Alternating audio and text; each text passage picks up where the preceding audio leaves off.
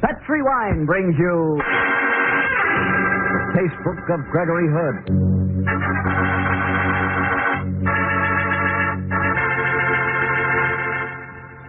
Tonight, the Petri, to bring you good wine, invite you to listen to the story of The Forgetful Murderer. Another exciting story from the Casebook of Gregory Hood. And if you don't mind, I'd like to repeat something I've said before. It's simply this. The best beginning a good meal ever had is a glass of Petri California sherry. Try serving for dinner and you'll know what I mean. That Petri sherry is a marvelous wine. Just look at its deep amber color, so rich and inviting. And as for the wine itself, what a flavor.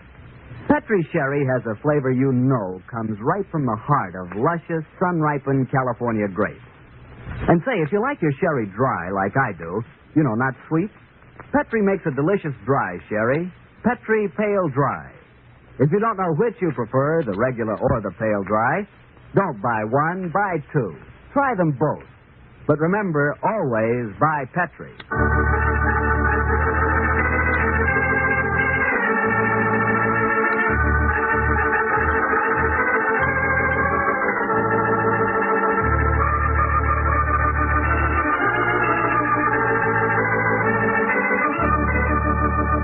Well, it's Monday night in San Francisco, and it's time to keep our weekly date with Gregory Hood and his friend Sanderson Taylor. Tonight's rendezvous is at one of this city's favorite and most colorful meeting places, the top of the Mark Hopkins Hotel. Let's join them there, shall we? Harry Bartell, well, how are you? Evening, Mr. Taylor. Hello, Greg. Hello, Harry. Come and sit down. You're just in time to settle a fierce argument. Argument, huh? Mm-hmm. Company policy or private opinion? The latter. Gregory and I have been arguing as to what is the plural of mongoose. I say it's mongooses, and his boat has gone for mongeese. Now, what's your bet, Harry? Well, I think I'd go for mongooses, too, Greg. You're outvoted, Sandy. Uncle Wagnalls will hear of this. Now, you must be an obstinate old mongoose. Oh, how did you get onto the subject, anyway? Oh, it came up quite logically. A little earlier on, Sandy and I were shooting craps at the apartment. He threw 3 double aces in a row. A double ace is better known as snake eyes. From there, we began to discuss snakes and the ways of killing them, and that was when Sandy made his fatal remark about mongoose. You call that logical? You'll find, Harry, that Greg's logic is always a little involved. Well, I'll forgive that if he'll keep up his record of good storytelling. How's about tonight's yarn, Greg? Well, Harry, I think I should preface the story by telling you that last year I decided to open a small but select retail store. And I may tell you, Harry, that it took all of Greg's wiles and personal contacts to wangle the rental. Yes, we finally secured a location on Post Street near the St. Francis Hotel. On the night my story begins, Sandy and I were at the new place talking over the final plans with our manager. We sat there quite late, I remember, and it must have been after 10 as we left the store and walked down Post towards where my car was parked. As we reached it, we noticed quite a crowd gathered outside a jewelry store. Naturally, we walked over to see what had caused the commotion. Well, hello. What's the excitement, I suppose, Greg? It looks as if someone's giving away nylons on the sidewalk. Let's go and snoop. Well, there must be trouble, Greg. The police are here. Yes, and prominent among them is Sergeant Barton. Hello, Sergeant. Oh, evening, Mr. Hood. Move back there, please. Out of the way. You got to keep this clear. Doesn't take you long to smell out a murder, Mr. Hood. A murder? It's purely a coincidence as we happen to be passing, Sergeant. What happened?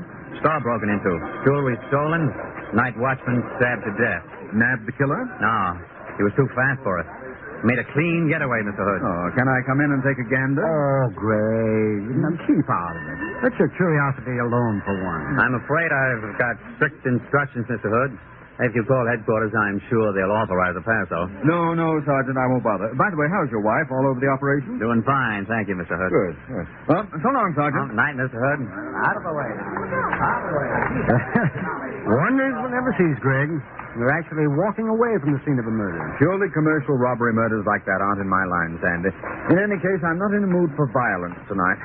Let's go over to the Lick Grill and raffle a few dice. No, not me. I'm going to hie me home to Mary and the children. You're a very worthy citizen, Sandy. Now, here's my car. Can I drop you at the bridge terminal? No, thanks. It's near. I'll walk. Good night, Greg. See you in the morning, Sandy. Give my love to Mary. I will.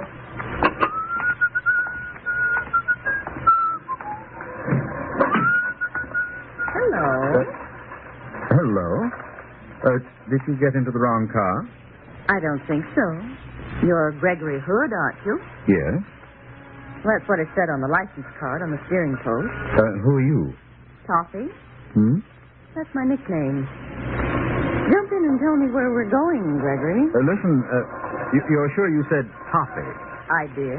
Then listen, Toffee. I'm the kind of a guy who's more than willing to string along with the gag, but before I say where we're going, I'd like you to do one thing for me. What's that? Please switch on the overhead light inside the car. You want to make certain I'm not too repulsive, I suppose. There. Oh, what's the verdict, Gregory? Move over, Toffee. We're going just wherever you say.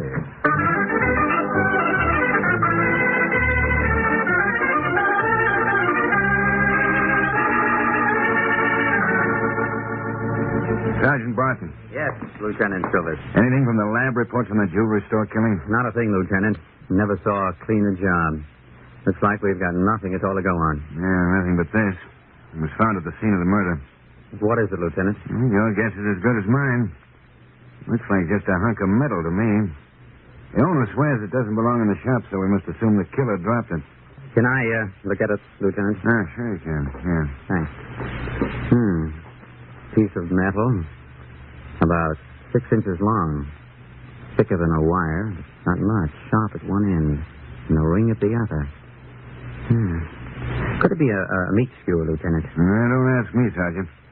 3 days since the killing now, and after exhaustive tests, all I've been able to find out is that the murderer dropped the what's-it. Maybe I should ask Greg Hood to come in on this one. He was on the scene a few minutes after the murder was discovered, Lieutenant. Oh? Take it, will you, son? Police headquarters, homicide, Sergeant Martin speaking. Yeah. Yeah? Yeah. Yeah. You know what, Lieutenant? No, I don't. If I'd been on my toes, I guess I should have deduced from your conversation, but I didn't quite make it. What's happened? There's been another robbery killing. Sounds like the same guy down on Market. Well, let's get moving and keep your fingers crossed, Sergeant. Perhaps he's left another clue for us this time. A clue that we'll be able to pick up.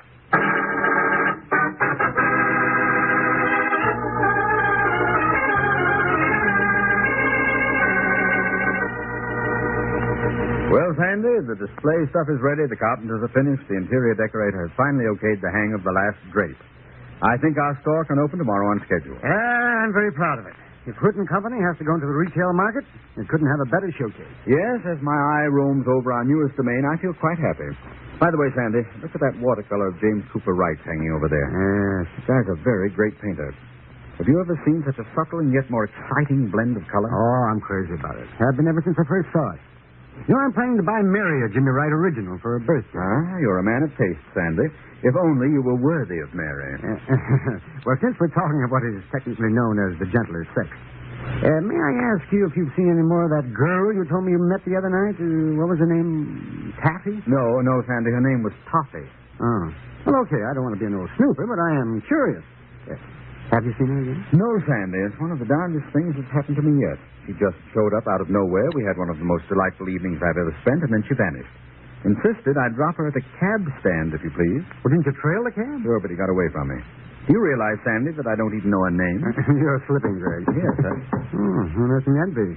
Store doesn't open until tomorrow. Well, I'm sure it's Gino Carducci. Oh, you mean our night watchman from the warehouse? Yes, I thought it would be a break for him to move in a little nearer to the center of things. Oh, hello, Gino. Good evening, Mr. Hood. And how are you, Mr. Taylor? Hello, Gino. Come to look over your new empire? That's right, Mr. Taylor. It's a fine place you have here. A fine place. You think you like being night watchman here, Gino? I thought it'd be a nice change for you after the warehouse. Gino is very happy, Mr. Moose. All my life, I have wanted to be in the fashionable part of the city, and now... You just wait until I tell my Maria about this. Excuse me, please. I will examine this door. Yes, make yourself at home, Gino. Someone else at the door. We really have built a better mousetrap, haven't we? Uh-oh. Lieutenant Silver. Probably wants a preview of the store. Hi, Greg. Hello, Sam. Good to see you. Well, what do you think of our new place? Yes, very nice. Good evening, Mr. Taylor. Hello, Lieutenant. You look worried, Stan. What's on your mind? This series of robbery killings, Greg, it's getting me down. No kidding. 3 of them now, and we haven't got a decent lead. Are you sure it's the same killer? Certain. Pattern in each case is exactly the same. And that pattern is? Store is broken into, stuff is stolen. Night watchman gets slugged. While he's unconscious, this dirty rat stabs him to death. That's the medical examiner's report. Strange. Your average thief doesn't kill unless he has to. Sounds like a twisted kind of mind at work. And here's another thing. At the scene of each of the killings, the murderers dropped something. Look, I brought you the collection. See if you can make anything out. Oh. Item 1, plain linen handkerchief, initialed with a C. No laundry mark. Well, that's a great help. Merely narrows it down to all the people in San Francisco whose first, last, or middle name begins with a C. I know. Well, at least that puts Greg and me in the clear. What's the item number 2? Well, this odd-shaped piece of rubber. Oh, it looks like an earpiece of some kind. Yeah, it is. Police surgeon tells us it's an earpiece off a stethoscope. Ah, the mad doctor, eh? Well, that should give you a lead. Well, it hasn't. Greg, have you any idea how many doctors there are in San Francisco whose initials have a C in them somewhere? Well, I can imagine. And the third exhibit? This funny-looking piece of metal. They found it at the scene of the first killing. It's not unlike a meat skewer. No, it's not that, Sandy. Funny. Rings a kind of a bell, but I can't quite hear it. Well, then hang on to it, Greg, until you do hear it, will you?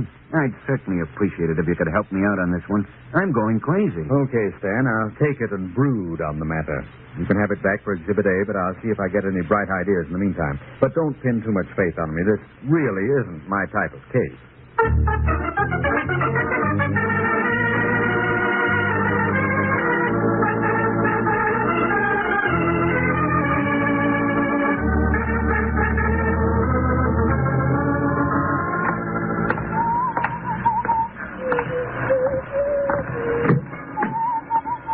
Gregory. Toffee! You ought to lock your car, you know. I always used to until that night I forgot. Now I leave it open, hoping I'll find you here again. Move over, darling. Well, where are we going? I think a bite of supper at the palace is indicated. The lights are so discreet there, admirably suited to your mystery and your beauty. My, but you're in great form tonight, Gregory. And after that? After that, darling, we might take a drive up to Twin Peaks. The view from there is quite lovely. I doubt if you've ever seen it, Gregory, but come on, let's go.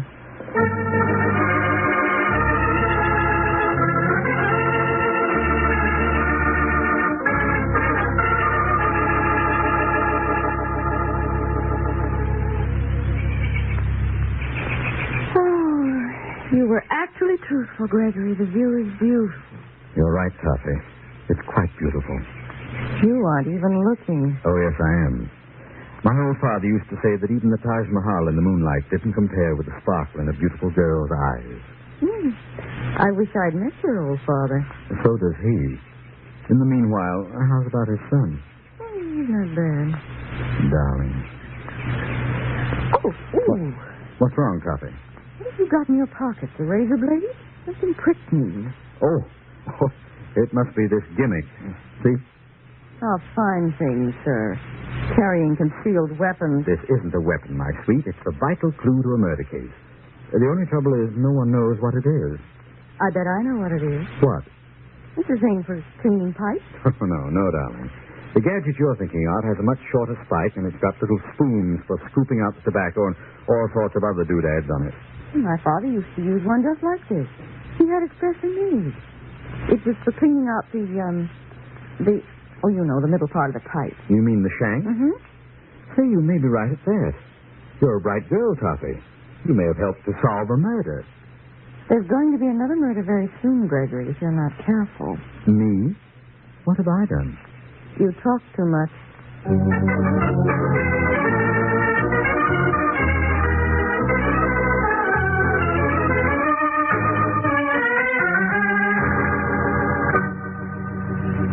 Hi, Stan. Oh, hello, Gregory. What brings you over to police headquarters? Did you get any brainwaves on that steel gimmick I gave you? Yes, Stan. I went out with a beautiful girl last night, and she gave me an idea. Nothing very surprising about that. Don't be coarse, Stan. I'm talking about the metal object found at the first murder. But this gal suggested it might be a rather special kind of pipe tool. I checked on it this morning and learned 2 interesting facts. The gimmick was made of surgical steel, and there were traces of nicotine on it. So we narrow it down still further, Stan. You're looking for a doctor who has a C in his initials, and he's also a pipe smoker. Those are either CP or PC. You can take your choice, Ray. Not another murder, Stan. Yep, last night. You left a silver lighter at the scene of the crime. I left. Stan, you look powdered. Come on out and have a drink. Forget it for a while. How can I forget it? Look, Greg, you're an amateur. Sometimes you get a bright idea and solve a murder. Swell. And the safety and lives of a city don't depend on it. But it's different with me. Men are dying, Greg. 4 men in the last 2 weeks. And the Lord alone knows where the killer's going to strike next or when. And what can I do? Nothing except... Homicide. Silver speaking. Yeah, Barton? What? Yeah. Okay, Barton. I'll be right over. Not another, Stan. Yes. Last night. Maybe early this morning. And hold on, Greg. It was your new store. What? They murdered your night watchman.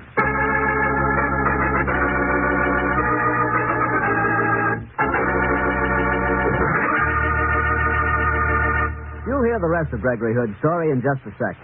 Just time for me to tell you the simplest, easiest way I know to make a good meal taste better. Serve that meal with a glass of good Petri wine. If you're having hamburgers or a swell pot roast for dinner, then you just got to try it with Petri California Burgundy. That Petri Burgundy is a hearty red wine that's just made to go with any meat or meat dish.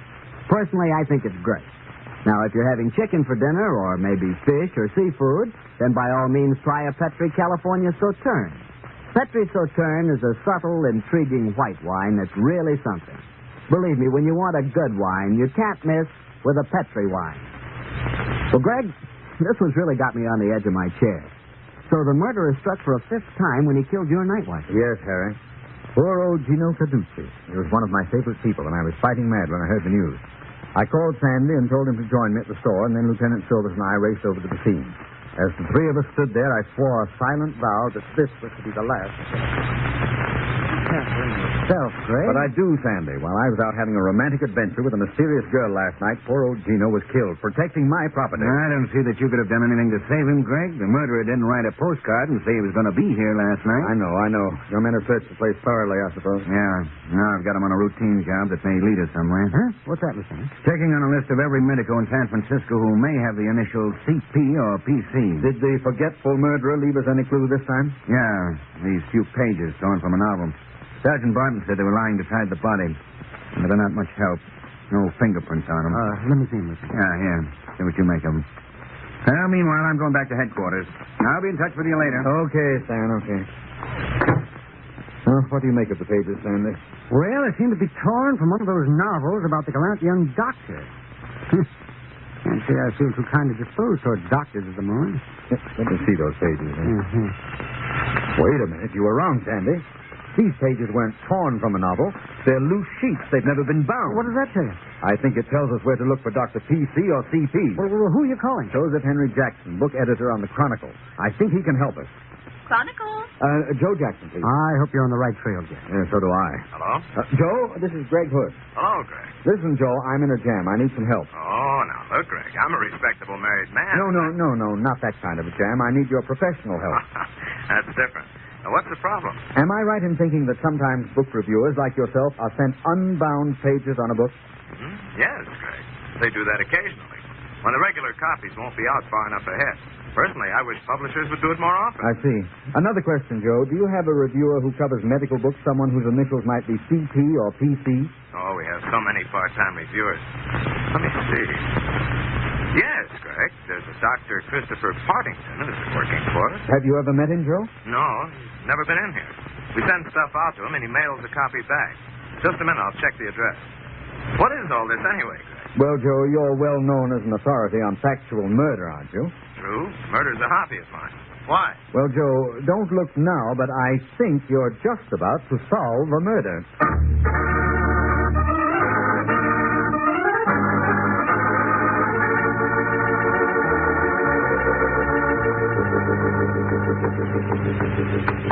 Well, Sandy, this is the house of Dr. Christopher Partington. Yes, very nice, too. You know, it's pleasant out here in the marina. Aren't you going to ring the bell, Jim? Not since the door is unlatched. Surprise is always an advantage when you're dealing with a murderer. You really think he's your man? The evidence would point that way. Come on, Sandy, keep your eyes sharpened. This guy probably knows all the answers.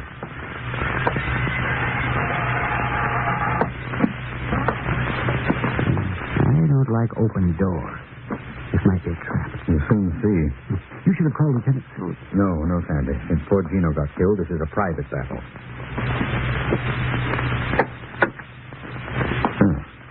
Here's the living room. It's empty. So recently occupied by a pipe smoker, you'll notice. I don't see any pipes lying around. Look at that ashtray. Lots of ashes and burned matches, but no cigarettes.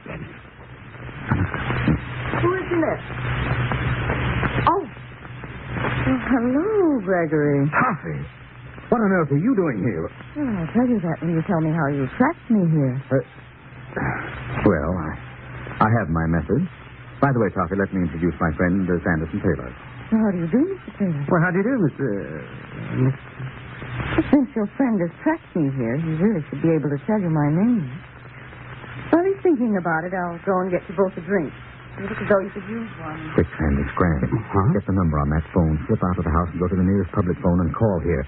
Ask for Dr. Christopher Partington. Oh, I get it. That'll smoke him out without your having to mention it. That's a good idea, Gray. And then I'll come right. Right. I have some sherry. Will that be... Oh. Where did your friend go? Out for cigarettes. We wanted some. I didn't notice any here. Oh, I'm a shocking hostess, aren't I? You'd like some sherry, Gregory? I'd love a glass.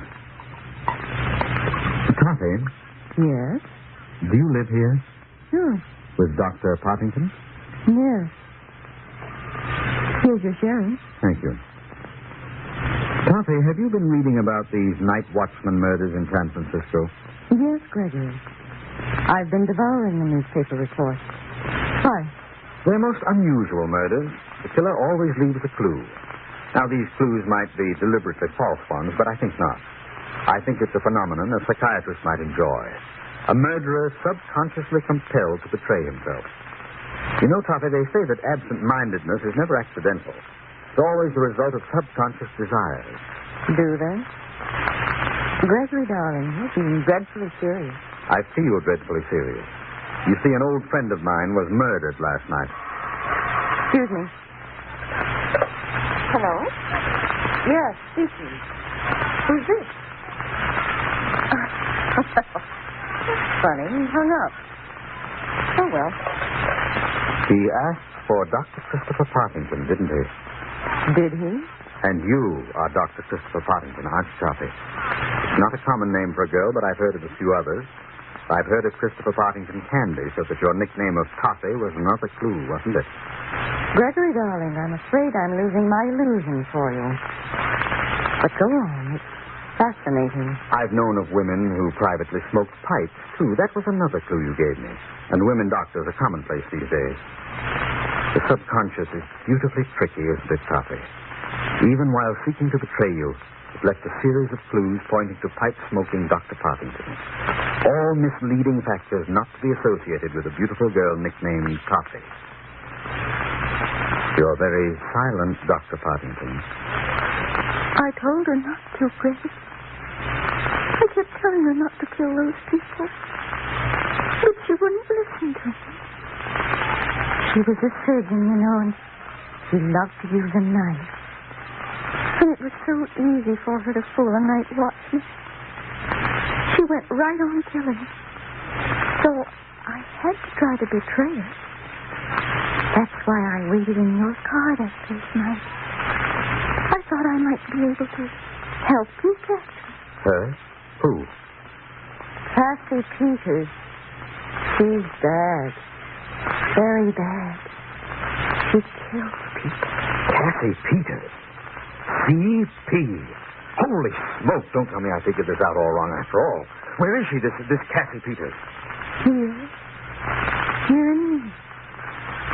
Inside of me. We use the same body, but she's bad. I hate her. I did so want you to catch her, Grace. It's all right, Toffee, dear. I've caught her. Then lock her up, Grace. Please lock her up. Promise you won't let her do those things anymore. You won't, will you, Gregory? Don't worry, Toffee. We won't let Cassie Peters kill people. Not anymore. Ever.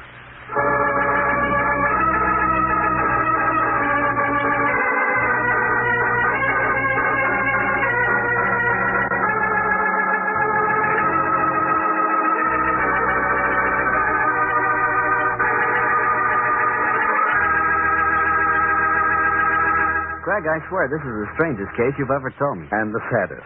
5 innocent men, including my old friend Gino, murdered in cold blood. And yet you can't hold that girl morally responsible. She never went to prison, of course. No, Harry. She was obviously an insane schizophrenic. A 1946 Jekyll and Hyde.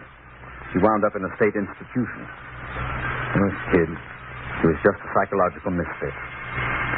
Darn it, Harry, it was a miserable case. You know, Greg, there are times when I'd sure hate to be in your shoes. Yes, Harry, it wasn't easy to take. But as my old father would say, when you cry over a woman, there's always another woman ready to wipe away the tears. Now, you can't dismiss it that easily, Greg. When you fall, I know that you fall, but good. Yes, Harry, you and I were the kind of fellows who decide they like something and, well, that's that. That's right. I'll never forget the night I... Oh, but you don't want to hear about it. But I do. The night you what?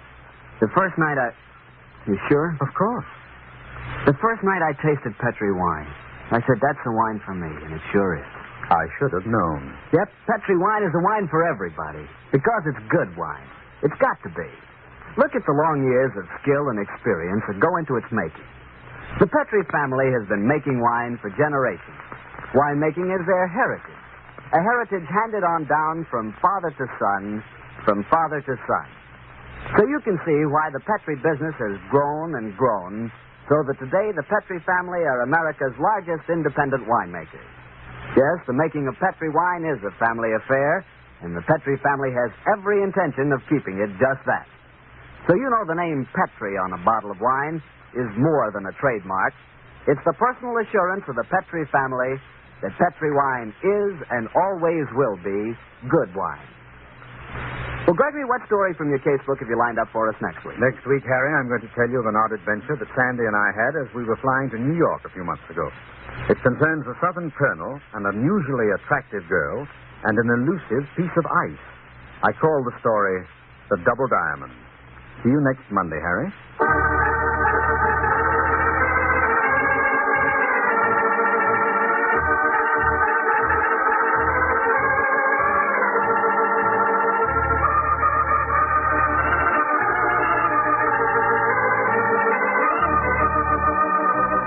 The Casebook of Gregory Hood is written by Dennis Green and Anthony Boucher. Original music composed and played by Dean Fossler. Gale Gordon plays the part of Gregory Hood, and Sanderson Taylor is played by Howard McNear.